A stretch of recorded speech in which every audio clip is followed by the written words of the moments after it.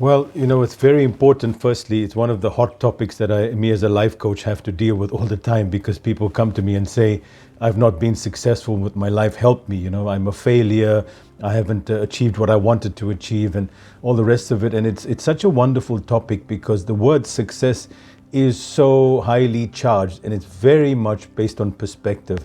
So my idea of success is very different from your idea of success. And the whole thing is there is the status quo about what success is. And it's very dangerous if you start believing that you should be one of those things. For instance, when it comes to money, if you have $1 million, a fully paid off house, then you're successful in money. But the other people would say, well, if you don't have a private jet and if you don't have a mansion in Bishop's Court, then you really haven't made it. And so just with money alone, you can see that's the other issue. Then we could take relationships. Well, if you're married and you've got 3 children, then you're in a good relationship. But if you're unhappily married or you're divorced or if you're over 30 and you haven't been married, then you're a failure.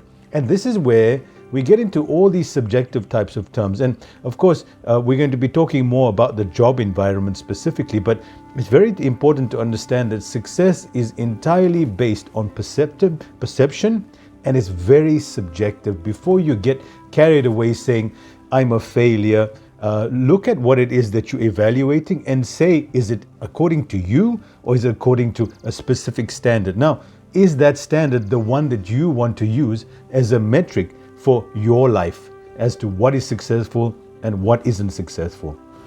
It's across the board and it starts very young when we are put with unusual expectations in this modern day society, expectations that we can never meet up to. For instance, if we want to ever compare ourselves to, say, Jeff Bezos, who's now the richest man in the world, they said if you had to work and earn $140,000 per hour since the time of the Romans, every day, $140,000, you'd have enough money as Jeff Bezos has today. Now, you look at that and you say, all right, well, maybe I won't be able to aim that high.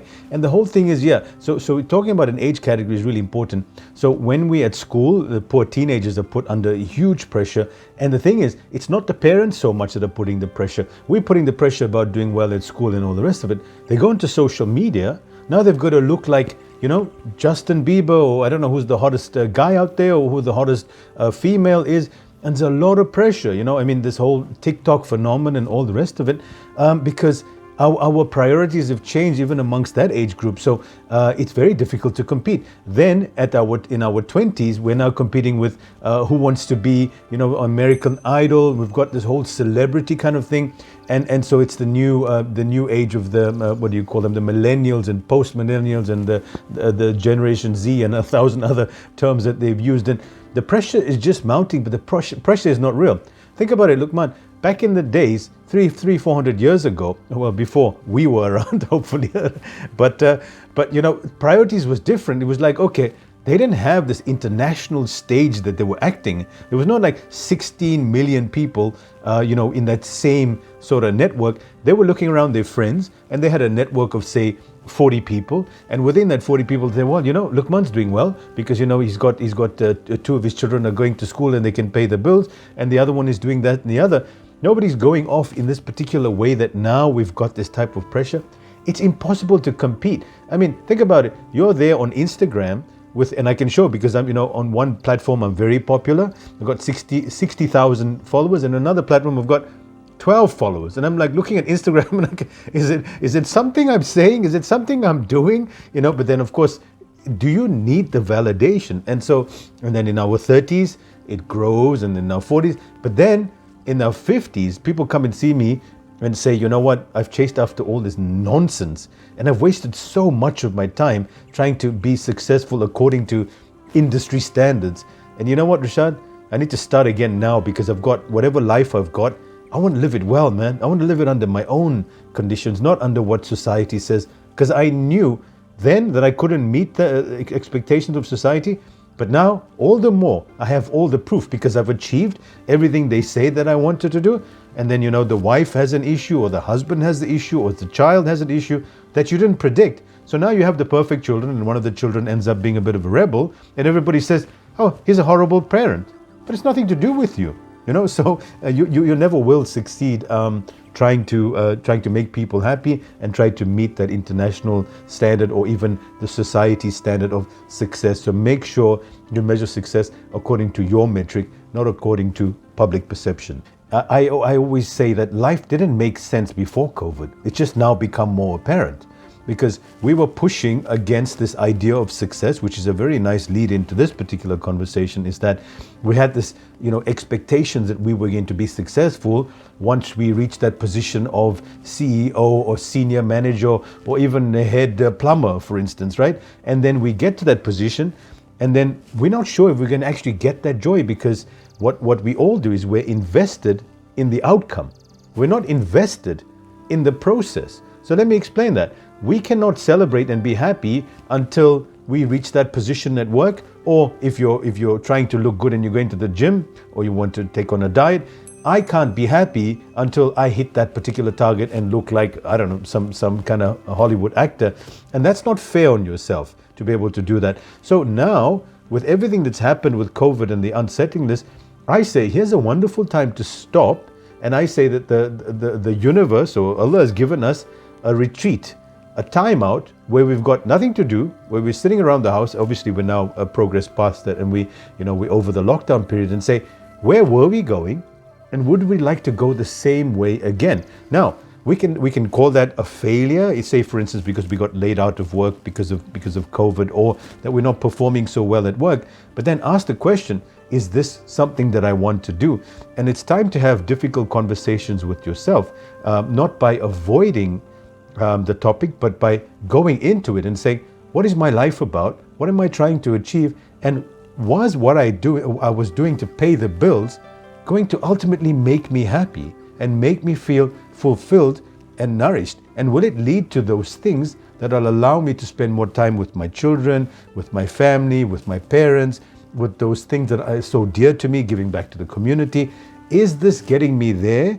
Yeah, and we can't use those metrics of other people. We need to use our own metrics. So there's this wonderful story of a fisherman, and the fisherman's there fishing. This man who's an MBA graduate and a banker, he comes up and he sees the fisherman coming in. Just one fisherman comes in and he sees he's got a whole bunch of fish. He goes up to him and says, "Hey man, you got a nice catch there. How long did it take you?" He said, "Oh, a few hours." He said, "Well, why don't you stay longer out there, catch more fish? And then, when you catch more fish, you can then make more money." He says, "No, I've got enough for today. I'm going to go feed my family and I'm going to spend time doing the things that I love." He said, "Well, what do you do?" He says, "Well, I sleep in till late. Then I wake up, I fish, I play with my children, I totter around the garden, and then I take a siesta with my wife." And he says, "Oh, well, I'm an MBA graduate. Let me show you how you should live your life and improve things." What you do is you start fishing a lot more, you get few more trawlers out there, grow your business, and then you can grow it even bigger. And so the man said, "And then what do I do?" He says, "Well, then you can IPO, you can list on the stock exchange, you can become a millionaire, and then you can finally retire." And the fisherman said, "And then what will I do?" He said, "Well, then you'll have time to wake up late, sleep in, spend time with your children, and then have a siesta with your wife." And the point of the matter is that he was doing that now at the moment. Like, why do I need to go through that whole process of your perception? It was quite a hit on social media when I posted this yesterday. So, people are like, "Well, what's the point with this chase? I mean, why are we chasing after somebody else's dreams?" Of course, but in our own world and what we're trying to achieve, let's see how we can best utilize our abilities and our talents. And also, let's talk a little bit about handling conflicts at work and sort of the work environment when it's not really failure, because it's very important to know that we haven't failed at work. What's happened is that the task has not met the requirements. And I think taking the sting out of failure is going to allow leaders to become a lot more able to deal with the situation and also to raise the people up. So instead of the old kind of boss who's going around going, "Well, where do I point the finger? Hey, was it you? Was it you?" That kind of mentality doesn't work anymore. Like one of my clients said to me, the boss said to him, "You're very expensive. We're paying you a lot of money." And it's like one of the nastiest things you can say to someone, because now you have to justify your behavior.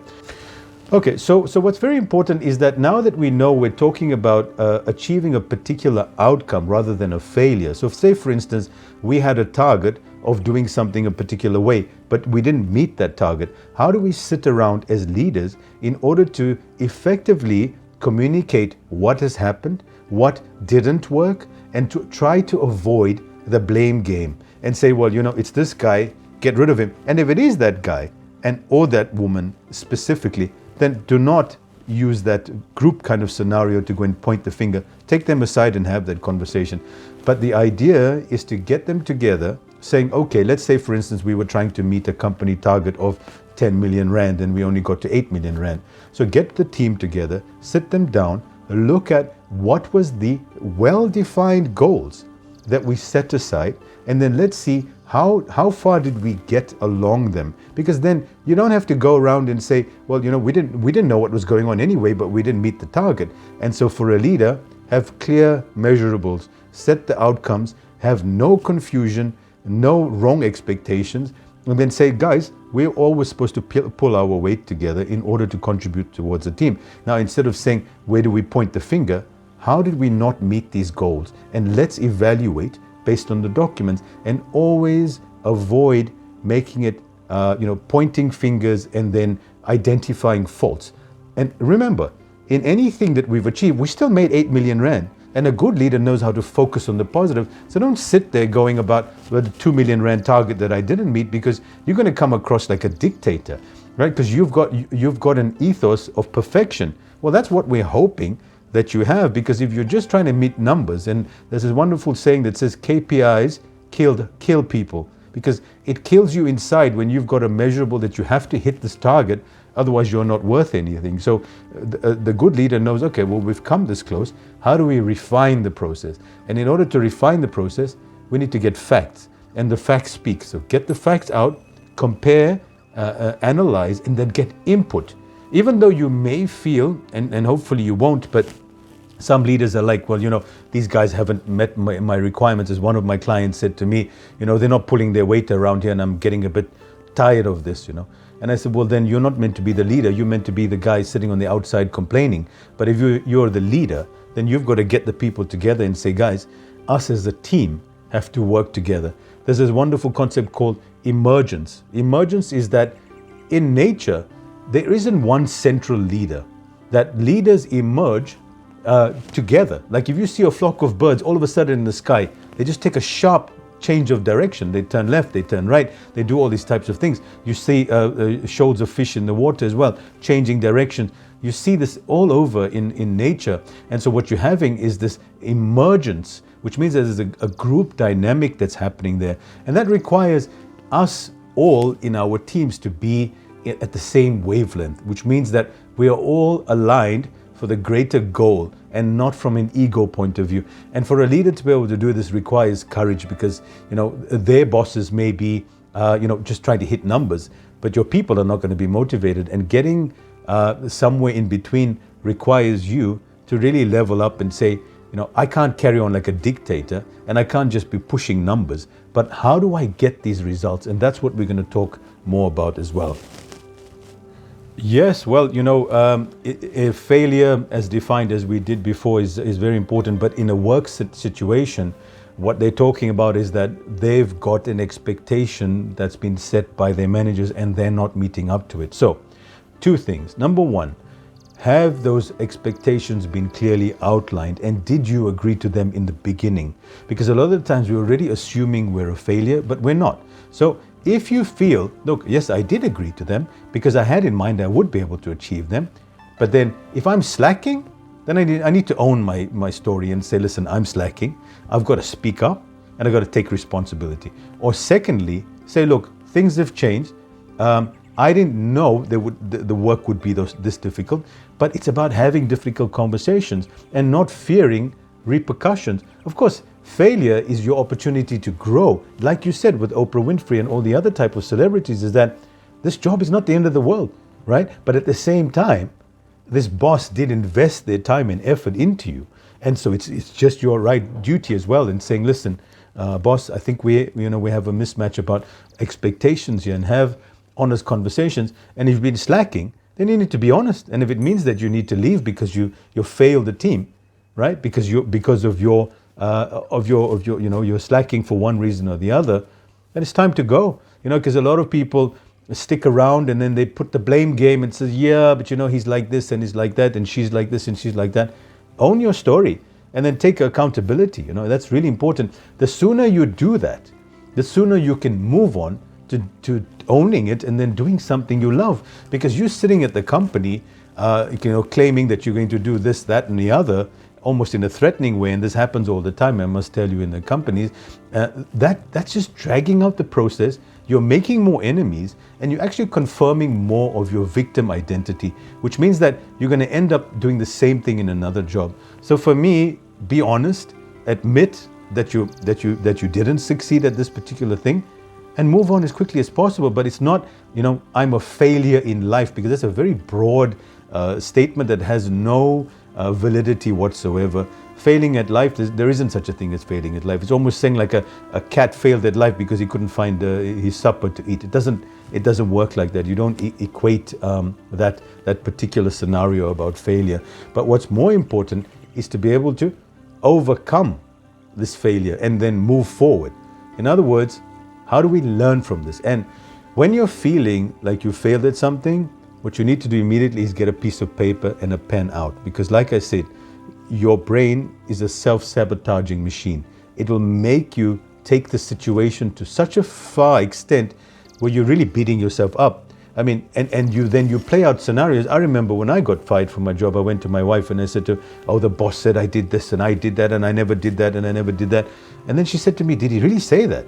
And I was like, yeah, of course he said that and he said this. And I didn't realize it, but I was adding on so much of my own stuff on there because I was feeling like so much of a victim that I was blurting these things out. And I wasn't like willfully lying, but I was exaggerating the truth. But it's almost like I wanted to feel more pain to say what an idiot I am and how bad my boss was. And that's where you got to stop yourself, because that sort of damage control with your own emotions is required. And especially now with the madness going on in the world today, antidepressant usage has gone up by like 50 or 60%. But otherwise, take stock, write things down, be realistic and say, what was the expectations and how did I not meet those expectations? In other words, get yourself back on the horse as quickly as possible instead of processing this as the end of the world. It's a job, you're going to find another one. If you don't learn the lesson, you're going to learn that lesson again and you're going to find another job. But more importantly, where am I going? Where's the final destination here? Am I earning a job? Am I doing a job to earn a salary and pay the bills? Or do I have some big ambitions in mind? And if you don't have any big ambitions in mind, that's when you feel like a victim. It's like, I'm doing my job and the boss is not. And then you're into this whole game of cat and mouse, and it's not nice at all. It's not useful at all. So set high goals, have a high opinion of yourself, and go after whatever you want. Well, firstly, leaders have to give people space. They have to acknowledge what has happened, what the situation has happened, and I use the example of us not meeting our targets. Acknowledge the situation, give people time to sort of process this, give them some space, but obviously don't make it like a funeral, like a grieving procession, like a body coming along. There's no need to do all of that, but it's just say, all right, guys, you know what? We didn't meet our targets. We worked hard. We tried all we could. Even if there's been one or two people slacking, don't ruin the team dynamic here. Keep that momentum going, because you get these other people who are these sort of, I should say, like Putin type of dictator type of roles, and come in. And I know Putin was interviewed once, they showed him, and he walked into this company and he just basically slammed everybody. I mean, not physically, but emotionally, and like whacked them and said, look, and they're Russians, of course, so they probably can tolerate it a little better. But you don't want to come in with a dictatorial type of approach. It doesn't work in Cape Town, I know that, and if you try that, you can end up making a lot of enemies as well. So, but now, let's be realistic here. Sometimes something happens that has caused the company some problems. Say, for instance, an airline where some of the crew members forgot to, give the announcement, and then, somehow cause problems with, regulations and all these other types of things. This can happen. Or the simple scenario that someone, in the construction industry didn't, put the scaffolding on right, and now you've got some workmen up there in an unsafe environment. It's time to act quickly. So it's not time this is not where you need to be sort of emotionally nice in a particular way. You've got to say damage control. How do we stop this? For instance, we get a company hack. All the computers have been hacked in the company. Now, how do we stop this thing from getting out of hand? And it's not a matter of us sitting back allowing space. So first of all, close the wound, patch the thing up, first aid kit, and all the rest of it, and then we evaluate. So nobody's saying that you should just put everything on hold when there's a fire to be fought. Fight the fire. Get rid of whatever the immediate problem is. But remember, now you're working with a team of human beings with emotions, and your approach, if you treat them like robots and treat them like machines, that's going to come back to you later on. Because ultimately, your outcome is that you want an effective team that knows that leader is on their side. It's not boss versus slave almost. And that's really important to understand that. The quicker you can fail, the quicker you can reach your target. Because when you dilly-dally around the same dead-end job or doing the same thing for 10 or 15 years, you're failing very slowly. So it was a fascinating study done, Lukman, that you just reminded me of, is that they said that scientists who won Nobel Prizes when they were young had a stronger chance of succeeding than scientists who were older. In other words, that if you didn't get the Nobel Prize as a scientist by the time you were 30, your chances of getting it by the time you're 50 are less. And that you think, okay, well, I'm getting old. But what was amazing is that what they revealed in the statistics is that the scientists under 30 kept on writing papers, and they kept on inventing and kept on publishing, which means that they were publishing, they were failing, they were publishing and failing. Whereas now the people in their 40s and 50s were delaying it and then checking out their work and researching and then wrote one paper. So in other words, someone under 30 would have written 7 papers as opposed to someone in their 40s and 50s who have written 3 papers. And it's simply a numbers game. And so that's another thing to be aware of, is that, we like to say as we're aging is that we're failing. No, it's because we're not failing enough. So failure is something that is a wonderful learning lesson, is that you're one step closer. Think about it, when you're riding a bicycle as a child, the quicker you fall over a couple of times, the quicker you can start riding fast. And then when you're riding fast, there's no stopping you. And the failure will happen unless you hit over a major stone, and then you're going to fail. Otherwise, you're riding smoothly. And that's the point. So what do we do when we've hit a brick wall, I would say? And I say a brick wall is a wonderful opportunity for you to evaluate if indeed that's the situation you were heading in, and that's your ultimate destination. And if it wasn't, analyze. Write down, let's look at what worked, what didn't work, what are our options. And most importantly, and I've said this in the past as well, get yourself in a state of feeling empowered. Because when you're feeling like your back is against the wall and you've got bills to pay and you're looking at hungry mouths, and then your brain starts exaggerating, it creates this panic starts setting in. And then what's happening is that your heart rate's going faster and you're not breathing as well as you should. Your digestion starts failing, and now you can't be effective either as an individual or as a leader. So what I teach leaders is, first of all, get your breathing right? Slow down on your eating. Like, in other words, slow down on how heavy food you're eating. And now focus on calmness, listen to some calm music, even before you start thinking. Because if you're in that state, even with the leaders, I teach some of the leaders to do a meditation and a breathing before a sort of a session to discover what went wrong. And I tell you, the outcomes are amazing, because it's not like, okay, guys, rushing to the room and say, how do we put out this fire? And then we're all in this sort of panic phases, and you can see the eyes just darting around the room because everybody's in this state of panic. Nothing comes out of it, Think about it. If the house is on fire and the 3 of you standing outside, what do we do? Are you going to get anywhere? You're not. So obviously you need to put the fire, call the firemen up instead of trying to throw your buckets of water on there. But then take some breaths, drink some water, calm down, and make sure you're in a state of feeling inspiration, where you're feeling a state of empowered. And one of the most powerful exercises I can give you is to say, as to the listeners, is that say, okay, if I've got $100 million and I've got everything working in my favor, what will I do right now?